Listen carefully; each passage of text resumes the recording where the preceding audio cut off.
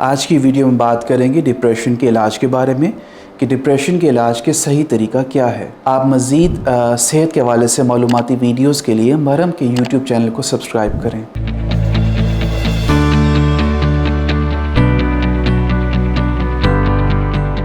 السلام علیکم، میرا نام ڈاکٹر جنید رسول ہے، میں ایک کنسلٹنٹ سائیکیٹرسٹ ہوں۔ آج کی ویڈیو میں بات کریں گے ڈپریشن کے بارے میں، اس کے علاج کے بارے میں، اور اس ویڈیو کے اینڈ میں میں سوال پوچھوں گا اور سوال کے صحیح جواب کی صورت میں ایک فری ویڈیو کنسلٹیشن آپ کو دی جائے گی۔ تو آج کا ٹاپک جیسے ڈسکس ہوا ہے ڈپریشن، تو پہلے ڈپریشن کے سمپٹمز پہ بات کرتے ہیں۔ تو جو اس کی علامات ہیں اس میں مایوسی رہنا بہت زیادہ، کسی کام میں دل نہ لگنا، جس سے میں طاقت کم ہو جانا، نیند بھوک خراب ہو جانا، اٹینشن کنسنٹریشن خراب ہو جانا، اس کے علاوہ منفی خیالات آنا اور خودکشی کے خیالات آنا، یہ سب ڈپریشن کی علامات ہیں۔ یہ کم از کم 2 ہفتے اگر یہ علامات رہیں اور بہت شدید رہیں تو پھر علاج کی ضرورت ہوتی ہے۔ تو ڈپریشن کی علامات کے بارے میں یہ بتانا چاہوں گا، اس کو ہم مائلڈ، ماڈریٹ، سویئر میں کیٹیگرائز کر سکتے ہیں کہ ہلکے درجے کا جو ڈپریشن ہوتا ہے جس سے لائف افیکٹ نہیں ہوتی، اس کو وہ خود سے ٹھیک ہو جاتا ہے، اور درمیانی درجے کا ڈپریشن یا جو شدید ڈپریشن ہوتا ہے جس میں نیند بھوک خراب ہو جاتی ہے، بہت زیادہ سویئر سمٹمز ہوتے ہیں کہ زندگی ڈسٹرب ہونے لگ جائے اور سوئسائڈل تھاٹس آنے لگ جائیں، تو پھر علاج کی ضرورت ہوتی ہے۔ اور اس میں علاج میں یہ میں بتانا چاہوں گا کہ ادویات، اینٹی ڈپریسنٹ استعمال کرنی ہوتی ہیں، اور اس کے علاوہ سائیکو تھیراپی یعنی زبانی بات چیت کا علاج کیا جاتا ہے۔ تو جہاں تک ادویات کی ضرورت ہے تو وہ کنسلٹنٹ سائیکیٹرسٹ کے انڈر کیئر ہی پرسکرائب ہونی چاہیے اور خاص مدت تک استعمال کرنی ہوتی ہیں، اور پھر ہی اس کا مکمل اثر آتا ہے۔ اور جہاں تک سائیکو تھیراپی ہے اس میں مین کانسیپٹ یہ ہے، وہ کلینکل سائیکالوجسٹ کرتے ہیں، اور اس میں ہم ان عوامل اور ان سوچوں پہ کام کرتے ہیں جس کی وجہ سے ڈپریشن ہو رہا ہوتا ہے۔ آج کی اس ویڈیو میں ہم 2 سائیکو تھیراپی ریلیٹڈ جو کانسیپٹس ہیں ڈپریشن کے، اس پہ بات کرتے ہیں۔ ایک جو کانسیپٹ ہے وہ ہے پرابلم سالونگ ایٹیٹیوڈ، یعنی ڈپریشن عام طور پر ان کیفیات میں ہوتا ہے کہ جب زندگی میں مسائل آتے ہیں، پریشانیاں آتی ہیں، لاس ایونٹس آتے ہیں، مشکل وقت آتے ہیں، تو اس ٹائم جو انسان کا رویہ ہے پرابلم سالونگ کا، یہ بہت امپورٹنٹ ہوتا ہے۔ جب بھی کبھی زندگی میں کوئی مسئلہ آئے تو ہمیں اس کا یہ طریقہ ہونا چاہیے کہ فوراً ہی اپنے آپ کو مینٹلی پریپیئر کریں کہ دس از اے پرابلم اور میں نے اس سے فائٹ کرنا ہے، میں نے اس کو سالو کرنا ہے۔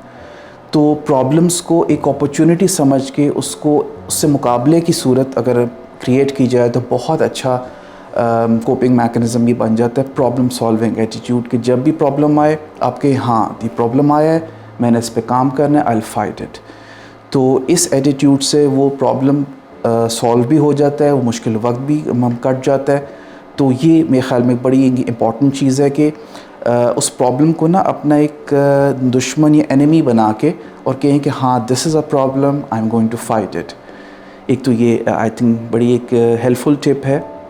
اس کے علاوہ مشکل جو حالات ہیں، مشکلیں جو ہیں، ڈیفیکلٹ سچویشنز ہیں، اس میں ہم کہتے ہیں جی ہمارے پاس کوئی آپشن نہیں ہے، کوئی حل نہیں ہے، تو دیر از آلویز اے سلوشن۔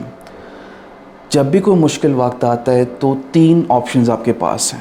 پہلی آپشن ہوتی ہے لیو دا سچویشن، یعنی آپ اس سچویشن سے ہی نکل جائیں۔ کئی دفعہ یہ بڑی ہیلپفل ہوتی ہے، کئی دفعہ ہم نکل سکتے ہیں اس سچویشن سے کہ ہم کہتے ہیں کہ ہم اس کو ڈیل نہیں کرنا چاہتے اس پرابلم کو، اور ہم اس کو لیو کر کے چھوڑ کے چلے جاتے ہیں۔ لیکن کئی دفعہ یہ آپشن نہیں ہوتی، یہ ممکن نہیں ہوتا کہ ہم اس کو چھوڑ کے چلے جائیں۔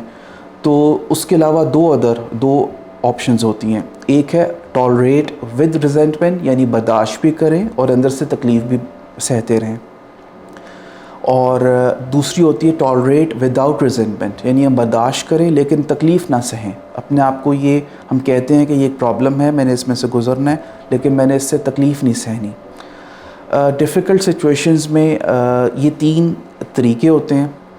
اگر آپ سچویشن کو چھوڑ سکتے ہیں تو چھوڑ دیں، اگر نہیں چھوڑ سکتے تو بہتر یہی ہے کہ ٹالریٹ اس کو کریں وداؤٹ ریزنٹمنٹ، یعنی کنڈا نہیں ہے۔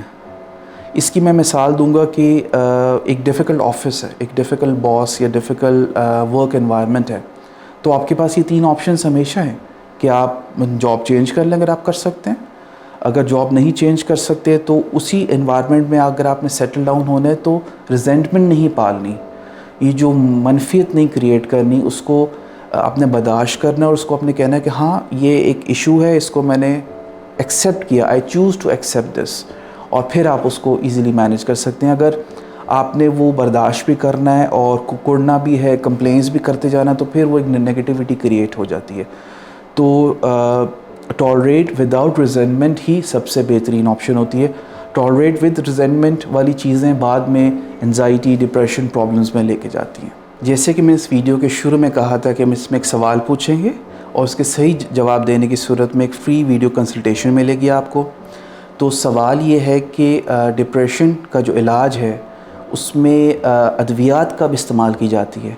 क्या ये माइल्ड डिप्रेशन में अद्वियात दी जाती हैं या सवेयर डिप्रेशन में? इसका आपने जवाब देना है और इसके सही जवाब पे एक फ्री कंसल्टेशन आपको मिलेगी। इस वीडियो के हवाले से अगर कोई आपका सवाल है तो आप कमेंट सेक्शन में पूछ सकते हैं, और अगर आप मुझसे कंसल्टेशन करना चाहते हैं तो महरम के थ्रू ऑनलाइन या इन पर्सन कंसल्टेशन को बुक कर सकते हैं।